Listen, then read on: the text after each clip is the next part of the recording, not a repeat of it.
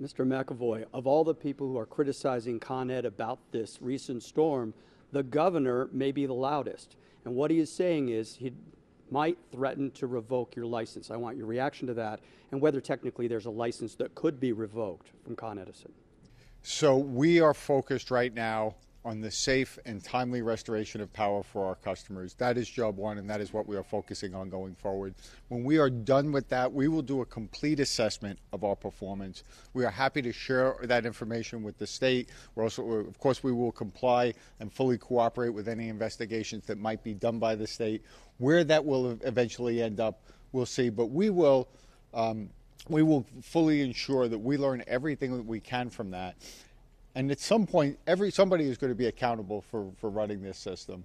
It is a very significant job. It's one that we take extremely seriously, and we will ensure that we do it to the absolute best of our ability. But what can the governor do to you punitively? Is there a license that could be revoked by a governor or by the state? If that's a threat that's being made, how seriously do you take it? And walk us through whether something like that is possible or if that's an overstatement. Our external stakeholders are very important to us, our customers, elected officials, municipal officials. So we take it very seriously when we're hearing their level of satisfaction or not on our performance. Whether or not it is legally possible, I think that's something that would have to be determined. We do have a franchise. As a regulated utility, you're permitted to have a franchise to do certain work. The potential to revoke it, not something that we are focusing on right now. We're really focusing on the restoration. To take a long view, customers are looking at a storm that caused this much damage, and they wonder, is it inevitable that rates will go up, that it will be an excuse to raise rates in the future?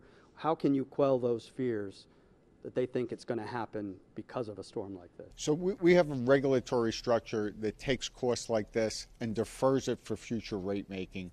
What that means is because events like this are episodic, instead of seeing all the rate impact at one time when it occurs, it's reserved for the next time a rate case is filed, and then is typically spread out over multiple years.